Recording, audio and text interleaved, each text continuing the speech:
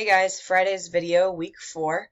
Today I'm going to briefly discuss the peer review assignment that's due today at 4 p.m. and then the one that's due for Monday. It's similar to what you've done before, but I just wanted to highlight some things that you may have forgotten. And then we're going to continue the research portion from Thursday's video. So for Friday, today by 4 p.m.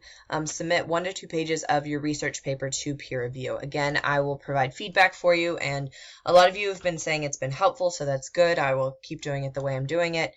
And then by Monday at 4 p.m., just comment on your group's drafts. So the way that you do that is, here's writing response 8. It will open 12:30 a.m. on Friday. This will open 4 p.m. on Friday.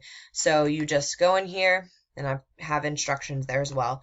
Here are the groups. There are different math pairings than you did with the rhetorical analysis paper to give you guys a little bit more familiarity with your peers' writing. So if I am Aaron, then I'll click on this group, then I'll go in, and all you need to do is hit reply, and then upload your paper, browse my computer, submit. Okay? So, and then the Monday's response for it. Let's go back all the way to Monday. Sorry, to the discussion page, not to Monday. So on Monday, or before Monday, depending on how busy your weekend is, you'll go back into this. It looks like the same thing. It's a different feed, though. It's writing response 9 instead of 8. Again, if I'm still Aaron, then I'll go in, hit reply, and I would be writing 1 paragraph for Braden, 1 paragraph for Farah, and it might be 1 thing Braden's doing well in his paper, and 1 thing for revision, 1 thing Farah's doing well in her paper, 1 thing for revision. Okay? I do highly encourage you guys to go back in and look at what your peers are saying about your work, because you guys have some really great suggestions, but I have no way to monitor that, so it's kind of just a honesty policy.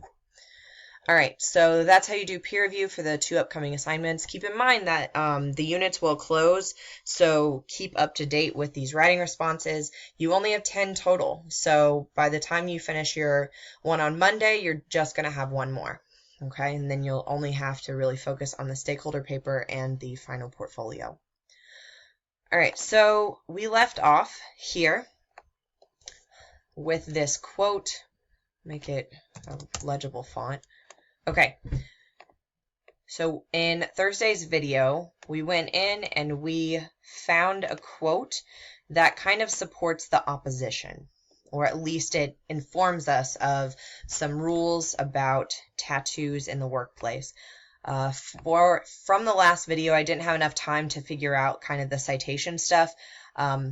If you're using like a citation generator, which I think a lot of you are, that's fine. Just be aware that it's not up to date. We're using the 8th edition. So in your final portfolio, I should see all these corrections. I'm trying to provide enough instruction for you to make those corrections, but I do expect you to be familiar with them by the time you turn in your final portfolio.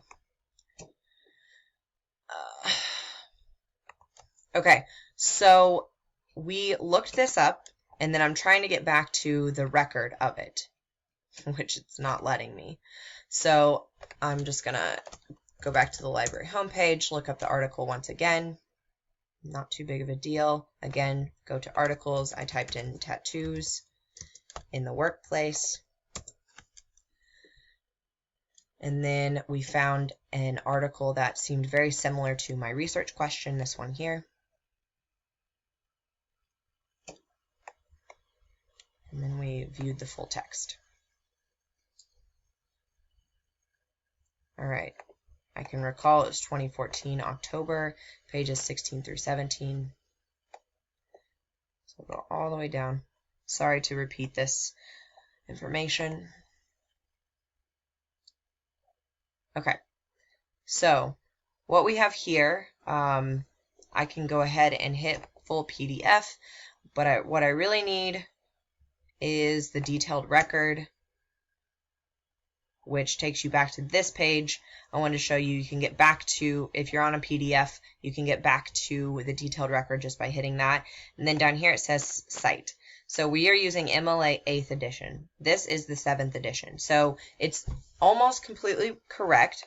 All you would do is copy it, go to your paper. Of course, we would make a works cited page, center it, just like this. Nothing crazy. A lot of you are getting really creative, but also incorrect with your works cited pages. So it's just simple, just like this. Okay. So it's a different font. I want to change it to make it all uniform. And it is double spaced. I don't need that extra space in there. Okay. So here we have our title. It doesn't have an author, and it doesn't have an editor, so we go to our title. We have the journal title. This information has changed, so I've already posted how to correct this, but if you've forgotten, go to Purdue OWL and then the 8th edition, and it does have an online journal article, the 7th edition, which is this, and then it has the corrected 8th edition. I don't have time in this video to go through that all again, but it is online. This is the actual place where you're getting the information from. This is the actual journal. This is the place. The web, you don't need that anymore. The medium of access is now not necessary. And then you have your date of access, which I'm accessing it obviously earlier than Friday because I need to make the videos earlier. All right, the last thing we need to do is tab in here, and this would be correct once you change this information. All right, so I have my quote. I have it integrated well because I know what I'm quoting. I have it cited. That's good. That's good. I actually wrote a topic sentence here for a pretend paragraph about tattoos in the workplace. So I'm saying that this paragraph is going to cover what fields, or the difference between fields and professionalism with tattoos. So from my preliminary research and from this quote we found and another site I'm going to show you in just a second, healthcare and law enforcement jobs typically require employees to cover tattoos. From the research I found, all right, you might have different personal experiences. However, many other work environments are now encouraging body art. So, and this is mostly in America and in Britain. So something like Colombia or South Korea, they might have different policies on it. Again, keep it specific and keep it consistent to your research that you're finding. So the topic sentence I wrote would be the debate surrounding workplace professionalism of tattoos. So I have my topic here. It includes the nature of the workplace itself. That is just that's a telling sentence. Here's the actual analysis / my argument. When I say make an argument in your topic sentences, this is what I mean. While several healthcare and law enforcement jobs require employees to cover tattoos, other work environments now encourage body art. So I'm saying that there's a difference between different types of workplace environments. So I'm informing the audience, but also talking about who opposes what in this section. Okay, and a little bit of this in the My Team section. So those other work environments might be in agreement with my final call on this issue. So what I would need to do here is I would need to find some sort of citation to support this information, several healthcare, because law enforcement, I have a little bit of information here. Again, it's from a British newspaper or British magazine online. So one place would be this site. Again, this is not the most credible, but with the opposition, I'm having trouble finding things. So start with Google Scholar, of course, and then go to the library or reverse, whatever you want to do with that.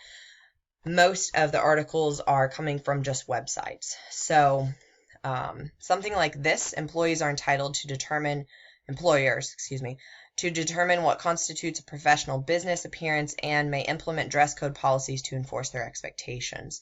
So this is, I would need to obviously introduce Beth Greenwood. Why does she have an authority on this topic, and how does that contribute to understanding tattoos in the workplace. All right, so you may choose to, copy and paste that. Like I said, I do want to see quotes in your papers, and you need to have 4 to 6 sources minimum. So don't just summarize like a whole paragraph of information and include a citation at the very end of your paragraphs. That's not the most effective way to do research. Actually use the author's words themselves. All right, so what I would do after this, I would gather, so I have a police source, I would gather a health source, and then I would look for another source to provide evidence for what I'm claiming here. Other work environments now encourage body art.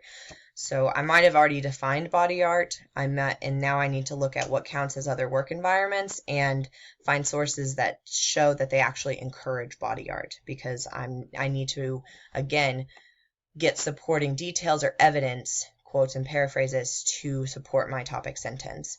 At the very end of the paragraph, so I'm just going to put, for right now, research. Again, if I had more time, I would guide you guys through it all, but it's pretty boring, as you can see. It's interesting to me, but you are not doing this topic, so you might not find this topic interesting at all. So I'm just going to put research here.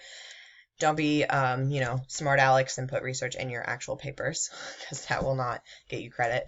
But then I would have a concluding sentence at the end of this paragraph. So I would say something like, therefore, the differences between the types of work environment affects the discrimination policies. However, no work environment should discriminate against body art in the workplace.